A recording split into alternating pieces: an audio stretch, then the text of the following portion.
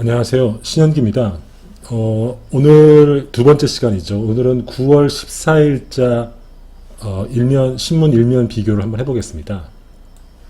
먼저 보수신문, 조선일보랑 중앙일보를 보면요. 사실 공통적인 요소들이 있습니다. 보면은, 중앙일보 같은 경우는 일면이 수도권, 여기가 일면이죠. 수도권이 2단계 복귀했다. 요 기사랑, 그 다음에 추미애 장관이 아들 문제로 사과를 했다. 처음으로 사과를 했다. 요 기사입니다. 요 기사. 요 기사가 조선일보에는, 요렇게 추미애 사과 기사는 이렇게 조그맣게 나왔죠. 그 다음에 수도권, 여기 이제 요 기사 이렇게 배치되는 거죠. 그 다음에 수도권이 이제 2단계로 복귀했다는 거. 그러니까 방역이 약화됐다는 게 이렇게 나왔습니다. 이건 이제 이렇게 나왔습니다.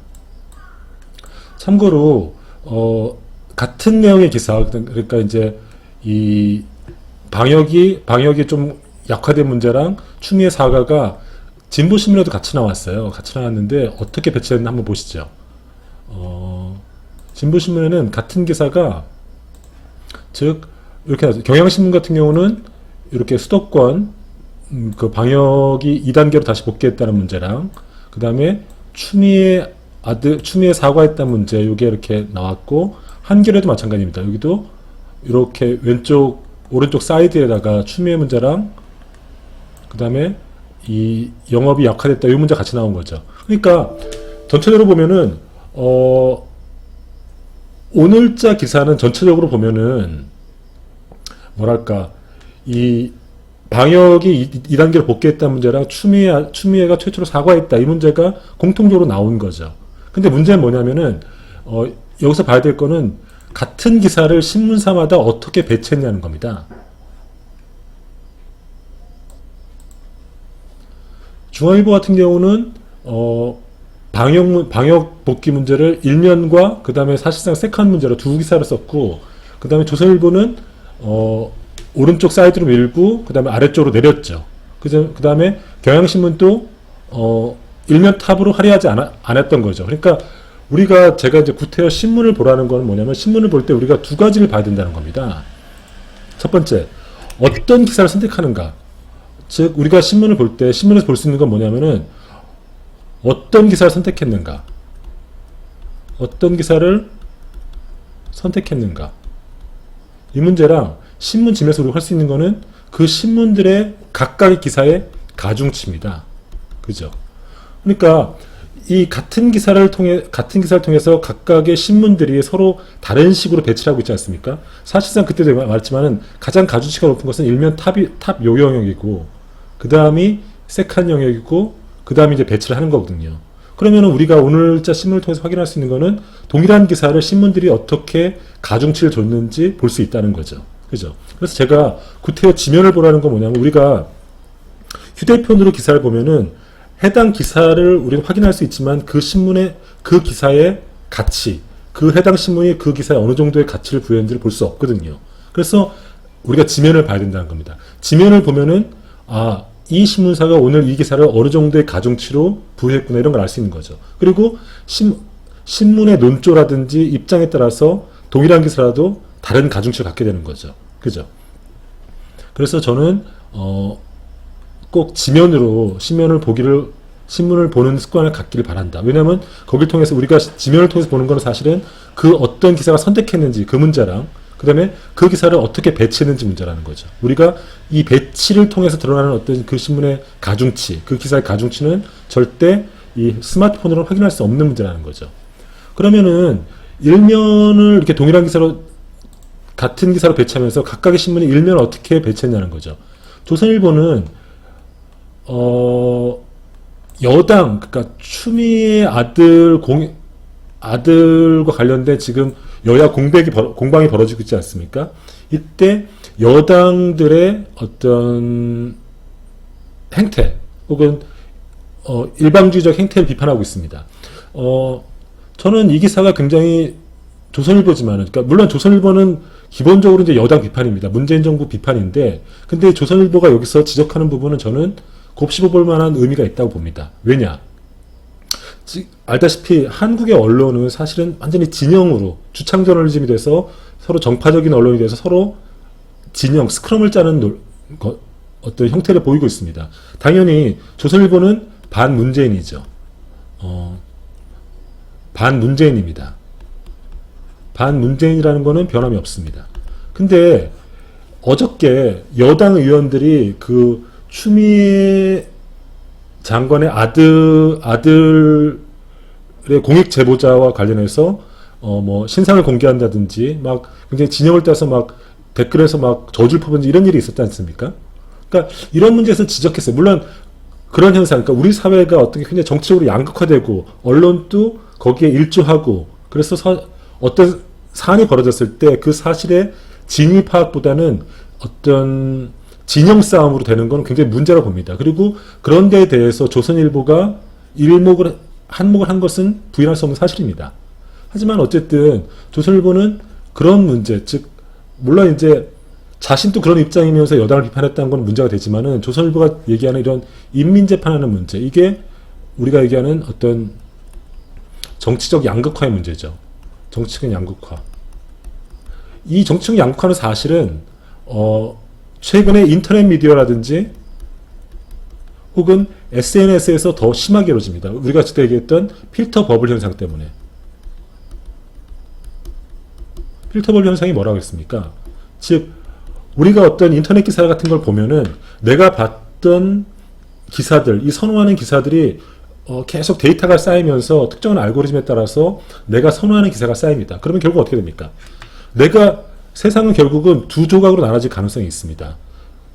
계속 필터 버블이 쌓이면은 각각의 비슷한 생각이 모인 나를 중심으로 비슷한 생각을 가진 사람들끼리만 똑똑 뭉치는 거죠. 그리고 실제로는 이쪽 진영과 이쪽 진영은 서로 다른 기사를 보고 다른 세상을 읽고 한 번도 토론하지 않을 문제가 서로 얘기를 하지 않을 가능성이 있습니다. 이런 것들이 이제 이른바 인터넷 미디어, SNS 미디어의 위험성이라는 거거든요. 이것은 우리의 민주주의를 굉장히 위험에 만들 가능성이 있죠. 문제는 뭐냐면은 그것을 극복하는 것이 사실은 이런 신문이라든지 방송과 같은 어떤 정론지의 역할인데 안타깝게도 지금 현재 우리나라의 언론은 신문마저도 그런 어떤 정파화된 성격이기 때문에 이런 진영 논리로부터 자유롭지 못합니다. 하지만은 그럼에도 불구하고 오늘 조선일보의 지적은 저는 합리적인 측면이 있다고 봅니다. 그러니까 물론 자신도 그렇지만은 그런 여당을 비판했지만은 우리가 곱씹어야 될 문제가 있다고 보는 거죠. 그럼 어떻게 해야 되느냐? 저희 방안은 이런 겁니다. 신문을 보라는 거고 두 번째는 될 수 있으면은 역시 내 정치 성향과 일치하는 신문을 보지 말고 내 정치 성향과 반대되는 신문을 읽으라는 겁니다. 그런 걸 통해서 상대방이 무슨 얘기를 하는지 어떻게 얘기하는지를 보라는 겁니다. 그래서 저는 의식적으로 저와 논조가 다른 조선일보 이런 걸 열심히 보는 편입니다. 그리고 조선일보에서 또 이번에 조선일보만 나온 기사가 뭐냐면은 이 기사입니다. 미국이 2017년도 때 북에 핵무기 80개 사용 검토했다. 이 기사는 뭐냐면은 최근에 그 워터게이터의 그 특종 기자였던 우드워드라는 기자 있다고 하지 않았습니까? 그 사람이 아직 현직 기자로 활동하고 있는데 웨인즈라는 어떤 트럼프와 그 인터뷰라는 것을 책으로 만들어냈습니다. 그러니까 미국에는 이제 이런 식으로 이제 대통령의 통치, 그 다음에 백악관의 이야기들에 대해서 사람들이 궁금증이 많으니까 다양한 방식으로 회고록이라든지 인터뷰집이라든지 이런 걸 많이 냅니다. 뭐 돈 문제로 많이 내긴 하지만은 또 한편으로는 그런 걸 통해서 사람들이 국정이 어떻게 운영되는지 뒷얘기를 알 수 있는 장점도 있다 보거든요.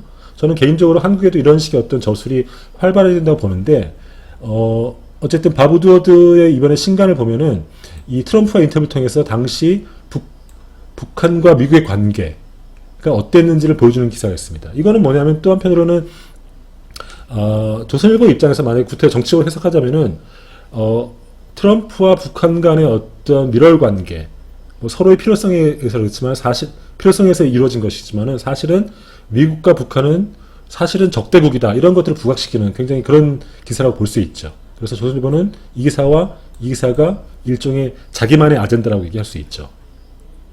중앙일보는 사실은 자기만의 특수한 아젠다가 이번 기사에는 없었고, 경향신문에서 자기가 내세운 아젠다는 오늘 이 기사입니다. 저는 이 기사를 보고 굉장히 인상 깊었다 봤는데 뭐냐면은 최근에 코로나19로 사람들이 굉장히 어렵지 않습니까? 그 기사, 그런 일들은 많이 일어나고 있는데, 그런 식의 기사, 자영업자 어렵다, 이런 기사가 많은데, 경향신문 기사의 흥미로운 건 뭐냐면은, 그 자영업자 어려움을, 이른바 당근마켓에서 나온 매물을 통해서 그런 현상, 사회 현상을 보여줬다는 거예요.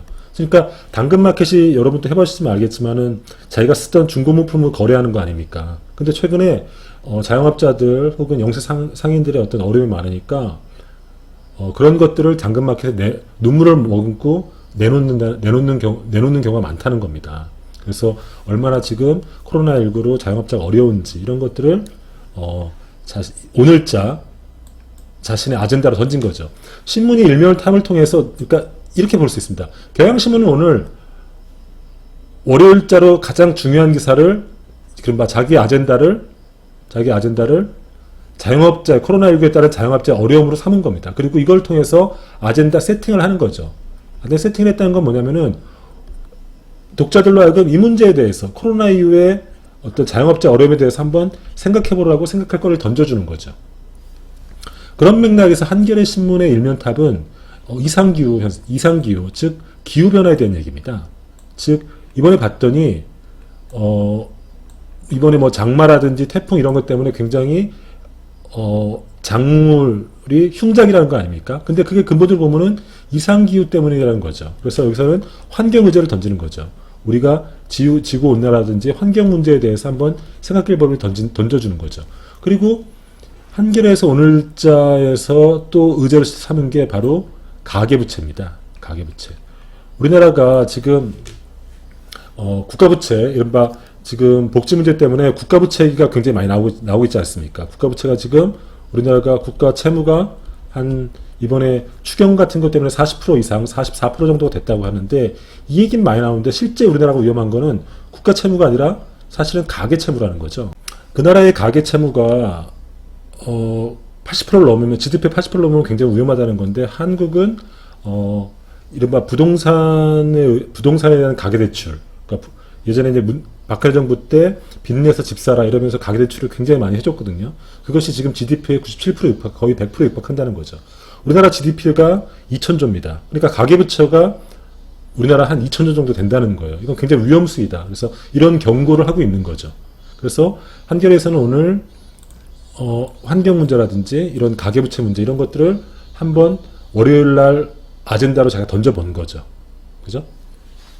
그래서 오늘은 9월 14일자 신문에 대해서 한번 검토해 봤습니다. 오늘은 각각의 신문이 어떤 걸 공통적으로 다뤘고 또 각자 어떤 이슈들을 자신의 아젠다로 던졌는지 살펴봤습니다. 그럼 이것으로써 9월 14일자 4개 신문 일면 비교를 마치도록 하겠습니다. 수고하셨습니다.